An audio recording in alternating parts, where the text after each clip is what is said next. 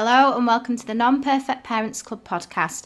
I'm Emma, a mama of 2 girls, an ex-nursery practitioner and the creator of the Non-Perfect Parents Club. The Non-Perfect Parents Club is all about support, honesty, truths, acknowledging that none of us can be perfect parents because it's impossible, and basically just speaking the unspoken. The only rule here is no judgment allowed. I love hearing people's stories. I love finding out about other parents, their family dynamics, their values and how they tick.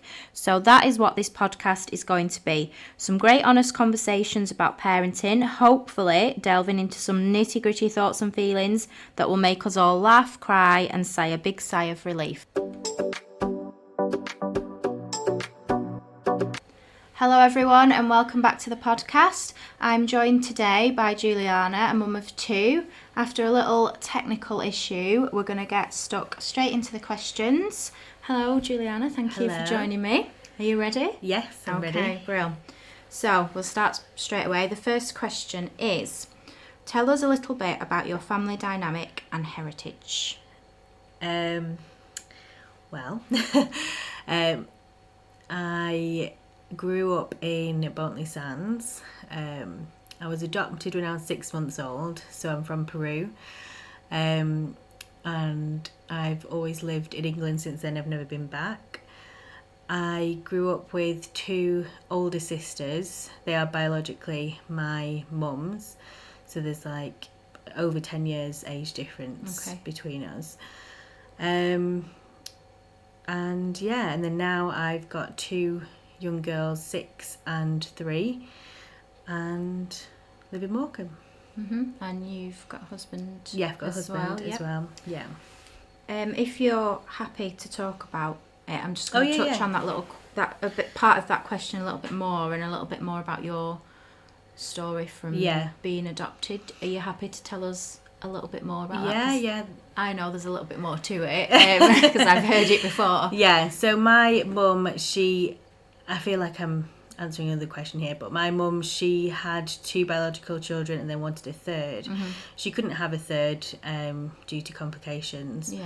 So she wanted to adopt. There's a lot more to this, than I'm going to say, but so she chose Peru, or my mum and dad at the time, chose Peru, and it was quite a long process, like a couple of years. Right, okay. And then they went out there to Peru, and they were with an agency, I think. Right. There was no money exchange at all. Yeah. I have heard since that there has been like dodgy adoptions that have happened over there, or especially in America, where they've actually paid money, especially to people who have had no children or couldn't have any children, who've just been desperate and have paid the money and been promised a baby, and there's so there was nothing like that, nothing. So then it was done through the Catholic Church, and then my parents gave me up for adoption. I have a half sister, and they couldn't afford to keep me, which is kind of like there wasn't any birth control there. So this is kind of almost like a normal thing to do, I feel like. So I say normal very loosely. She was very upset when my mum here, she said there was like a glass like panel so she could see, and she said, if she wants to stop this at any point, stop it now. Because my mum already had children, she obviously knew what that must feel like, I guess, as another human, not even a human, just you would just know what that feels like. So she said, just stop it now. And then apparently the priest just grabbed me and just like gave me to her mum. She was like, well, is she sure like that she wants to do this? Because I don't want to just return this child after. And he was like, no, it's fine, this is what has to happen. And that was it. So then I went over, so I was 6 months old, and then I think I was 7 months old by the time I came back to England, and just lived my life in England and haven't really known much difference. My mum's always like brought me up that I've always known that I've was adopted. It's never been like I'll sit down and tell you. I think it's quite obvious anyway. But then my parents split up when I was 6, so I feel like people like want to know more about my adoption and think, oh, that must have been hard. Like, when did you find out? And I was like, well, that wasn't actually the hard part. The hardest part, I think, was having a family breakdown. That was probably the hardest part. But I didn't actually know about it then because I was 6. Yeah.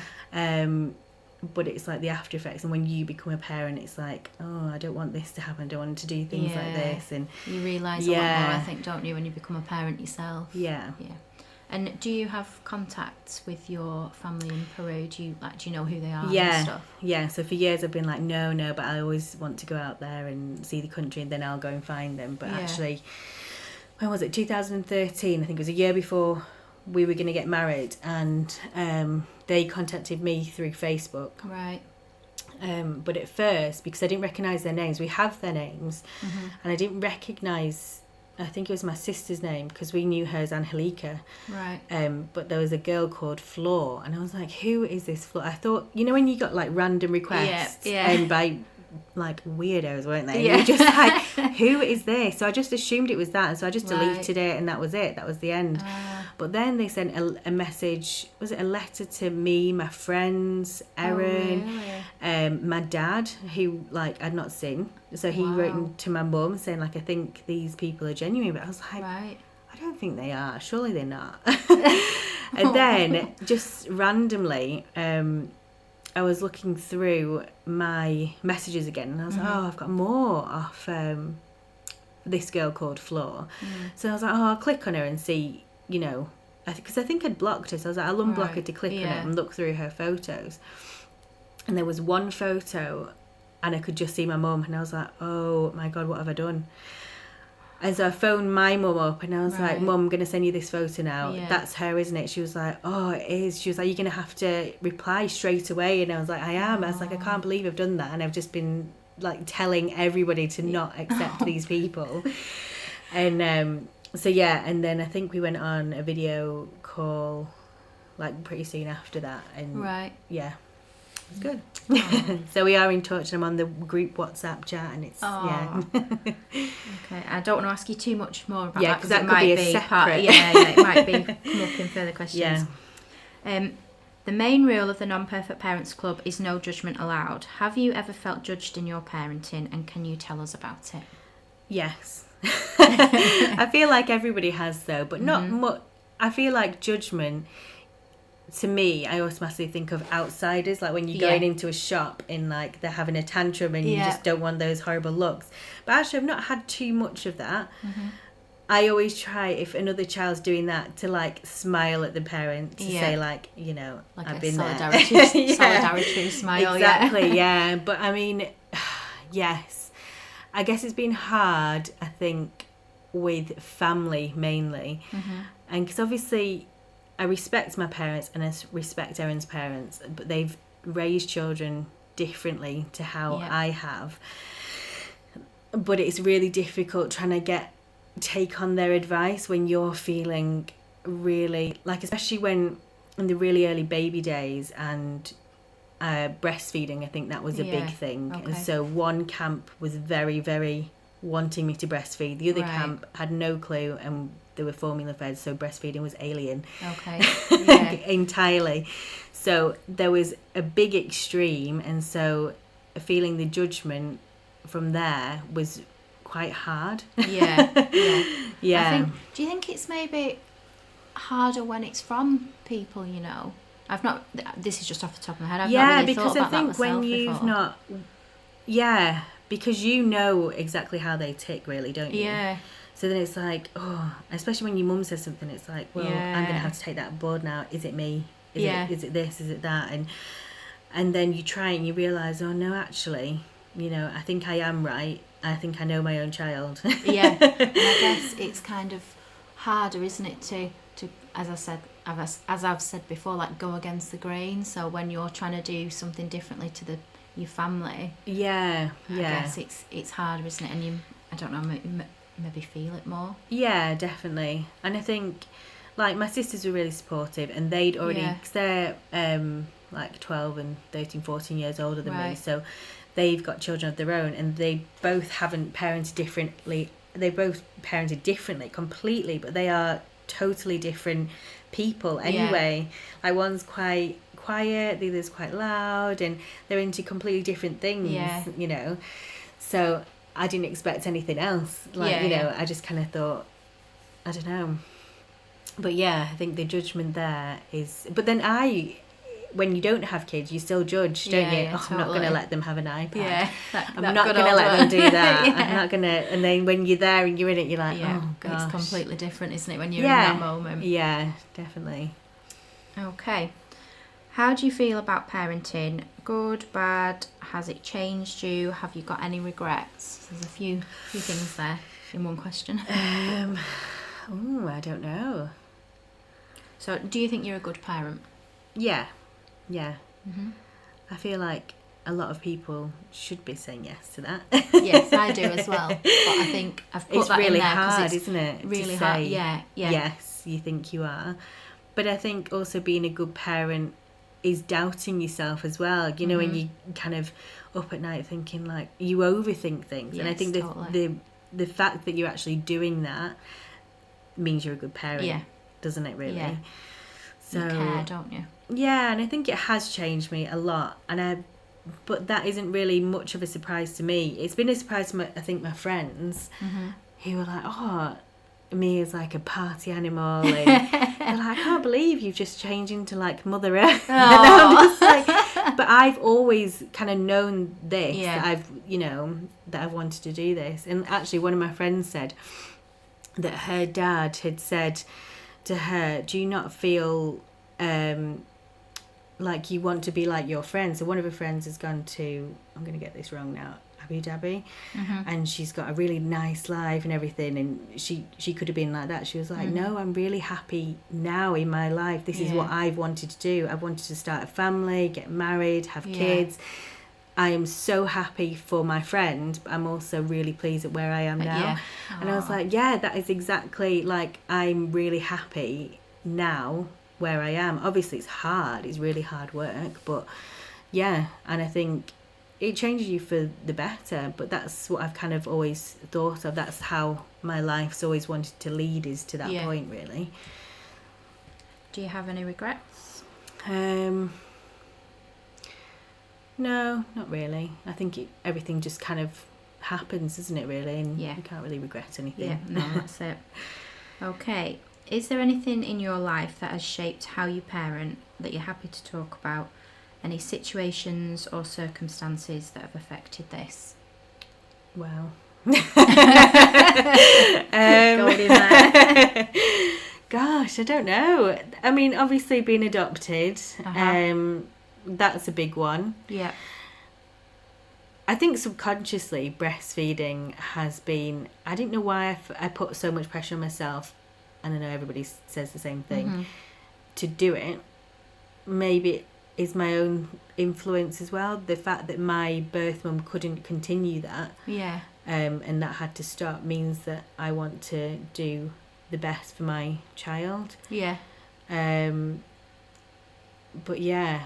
and then I think a lot to do with mental health. So when my parents were divorced, and I know other people as well have not been supported in primary schools. This is like years ago now, but the support wasn't there then, but now it's completely changed. So I feel like it's completely different now than it was then, but it obviously shapes your parenting, because I'm almost hyper aware to kind of sensitivities, but then you think, oh, I hope I'm not going to be overly aware of that, and it's then hard go to find that backwards. balance, isn't it? Because you kind of know more now, and obviously your phone is at your fingertips, so you can Google everything. But I always feel like the more knowledge you have, the better. Really. So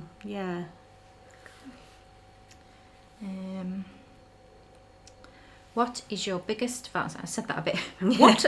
What is your biggest value when it comes to parenting? Making sure, I don't know, just that they're happy. I say this, and it's true. You should always make sure that they're happy and feel loved. That's the biggest thing. But then I was reading somewhere that they said, don't bother with post-it notes on spellings and this and that and putting them all over the walls. The child just wants to feel love. And I was like, looking at all my post-it notes around the wall. I was like, right, well, this is my version of love. Yeah, that's it though. That's a really good point though, because we all show love in different ways, don't we? Like, I know I drive my two insane because I'm always like, are you okay? Are you okay? Because I can tell when something's not quite right. Yeah. And if they don't want to tell me, I'm always like, and they're like, oh, I'm okay. But that's just my way of showing them that I know something's going on. Do you want to tell me? Yeah. So we all show it in different ways, don't we? Yeah, definitely. And I think the fact with the spelling things is that my oldest daughter, she's just so like, she has to get 10 out of 10 or 12 out of 12 or something. She has to do it, and if she doesn't, she just gets really angry. So I'm like, right, let's try these different techniques, asking like all my teacher friends, like, how do you do this, how do you do that? And obviously I am not bothered. She could get 1 out of 10 for all I'm concerned about, but so I'm kind of helping her through that. You want to support her. Yeah, but I mean, I think it's really hard to see that though when you're in the thick of it and you're doing the school run and you're doing all these things and taking them to different activities and stuff, and you're like, well, actually, am I doing the right thing? Am I doing too much for them? Am I not doing enough of just sitting and not doing anything? And it's like, and then you've got different children into the mix. So one, I know Athena can do all these things and not be affected, but then the younger one is obviously only 3. Will she be the same? And then you're having all these things going on in your mind, and you're like, oh, and it's just overwhelming, isn't it? So those values, I think, get blurred sometimes. And then maybe other people, again, they might judge you for that, but it's like, well, you're so used to doing it now, then you kind of forget to like evaluate your own self, don't you, really? Right, where are we up to? What has been your biggest challenge so far? Oh gosh, I don't know. The biggest challenge I had was having my first. That was the biggest one. She was just, I mean, I looked after my nephews and nieces a lot, and I was an auntie at 11. So like I kind of had that feeling of that love with my nephew, and I was like, oh, this is such an amazing feeling, and I felt like I had to look after them, which I did. I was such a big role in their lives and through summer holidays and stuff. But when it came to my child and when I was pregnant, I did everything, did every single class, did NCT, I did the NHS ones, I was there at everything. But when it came to it, everything that I knew that my sisters had gone through didn't happen to me. So like they had mastitis and everything else, and it must have been hard. But obviously I was at a completely different time in my life. They were living away, so it's not like we could have helped. But when it was my turn, it was completely different. I'd had an emergency C-section, and then I couldn't breastfeed, and it was just so lonely as well, because I think some of my friends were pregnant, so obviously you don't want to scare them and think like, you know, I'm not doing okay. But then how do you know what's normal when it's your first? How do you know what to say? Because you just feel hungover most of the time. Because when you feel like tired, you're like, oh, this is the feeling I get when I'm hungover. I'm just tired. So I think that was the hardest part. Was one, some people think the first is easy, don't they? And they think the second's hard, but I always think the first for me was harder. Having 2 was easy. I actually felt, well, not easy, obviously, like physically it's harder getting to it, and when one's crying or whatever, but actually, because she was a lot easier as a baby, it just felt good almost. And I remember sitting there with my first, looking out the window, people going on the school run, and I was like, I wish I had something to do. Like I almost wished I had an older one to do something weird, to make me get out and to do something, rather than just sit there looking at the 4 walls. And people were like, well, but you're so sociable and stuff, and I was like, I was, but then that's an hour of playgroup time, and then you go back to the 4 walls again, and it's like it's just quite lonely, I think. So no, I think that's a really good point as well, because I know, like, I found with my first, it was obviously a lot slower pace and stuff, but then when I had my second, I had to do the school run, and it pushed me that little bit to go out more. And you're already in that kind of routine of things, and Because with your first, like, I could have tea whenever I wanted. Yeah. There was no real Sort of reason. don't have a routine, yeah. do you? Yeah. But then you have to pull yourself up for the first one, which I guess can make or break people, can't it? Equally. Because if you have a tough baby or you yourself aren't fine, then that can obviously, break things. But I just found the first one just so hard. I think that's been the biggest challenge. And then having the second one just as a toddler, she was a lot harder. Toddler times are just a lot different, which I already thought about. I always think if you have a good baby, then they're not as great as a toddler. If you have a worse baby, they're not so bad as a toddler. My eldest was quite hard as a baby, and she wasn't easier as she got older, but comparing her to Bunny the second, she was a dream until she hit about 9 months old. Yeah. And then it all just went pear-shaped from Yes, definitely. And also lockdown, I guess, that's been a challenge. Yeah. Some people loved it, don't they? I guess if you have all your family around you. But then, equally, if you have all your family around you, then there is a big clash because it's not normal to be with your spouse or your partner, whoever, that length of time. It's just not normal, is it? Because you're always away at some point. Even if you're on holiday, then you're away, but you can't. Space, I just want to touch on as well something that you said about the loneliness, which I think is a really important thing to talk about, because obviously I've written posts and stuff about the loneliness in the past. Is there anything that you can kind of add on that? I think you forget the loneliness. So I remember one of my friends saying on Facebook, so she was pregnant at the time that I'd had my first, and then by the time she was where I was, she said something like, my little boy's just emptied a whole thing of crayons, that'll give me something to do for the next 10 minutes. And then so many comments of saying solidarity, saying, I remember those days. And then I was thinking, because I was rushing around doing this, that and the other, I was like, I love that time back now. But thinking about it, I was like, that was really insensitive, because I'd completely gone past that time, and I was like, I have no time left now. But I'd forgotten that was the four walls thing, that you were just in there, nothing was happening. And also she wasn't she was away from her friends, so it's not like we could have just popped over for a brew or anything like that. But even then, I always say to new mums, it's important, even if they're a friend, that you find a mum who's going through it at the same time, that can be up with you at 6 a.m. or something, or 3 a.m. just as a little text or something. Because it's all right me giving out advice, but then you need somebody who's in it too, because you do forget, and it can be lonely, even if you have loads of friends around you. So. And it's that thing, like you said, of you go to a group and that kills an hour, and then you're back home again. And it's the walls go down, and you're like, what am I going to do now?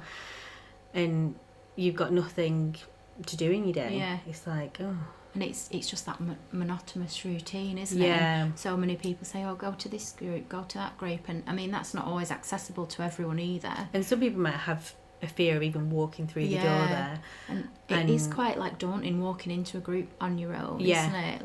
Definitely, because I think I'd always had friends with me, and actually I didn't even think too much about groups before. People will be laughing at me saying this. I never even considered a group. I thought, maybe I will go to a few, but not loads. But now I'm addicted to them. It's the only time where I can speak to another adult, and now I just go to as many as possible. But at one point, being pregnant, I'd thought so much about the baby and how to care for a baby and what products to buy. I not even thought about the after. It was only a friend who was like, should we try this one? I'm like, yeah, okay, I'll go along. And that was it, really. And then I got suckered into everything. Okay. Right. So, last question. What do you wish you could change about parenting in general? So as in for everyone. Oh, gosh. If there is anything. I feel like educating parents more about themselves, or even how you were brought up. and then somebody's saying, oh, well, do you think this could have been changed in this way, or do you think that was the right thing for you? Because actually, for a lot of your life, you just go thinking, yeah, I'm fine, you know, my parents did such a great job. But it's only when you become a parent, you're like, oh, why did we do that? Why did we do that? And then when you start to go to other places and hear different parenting tips and everything, you think, oh, there is a different way. There's a completely different way. So I guess like educating, I feel like educating parents can be a bit, you know, they might be like, why would I need educating when I know what I'm doing? But yeah, I remember going to a Steiner playgroup for the first time and then reading what that even meant. I was like, what does this mean? What kind of playgroup am I going to? But it was so nice, and I actually really took away a lot of the core values of it, and I just loved it. And it was just really, really nice. And it was definitely like my kind of thing that I needed at the time. But then I always kind of evaluate bits and think, well, I wouldn't do that, I would do this. But then I feel like with my second, I've kind of got wrapped up again in like an old way. You kind of revert to what you know, don't you, back. And I'm like, oh, I wish I kind of, you know, these groups were on now, because a lot of them have been have stopped. So so I guess I would kind of change that, or let parents know not to be so hard on themselves. That's a good one.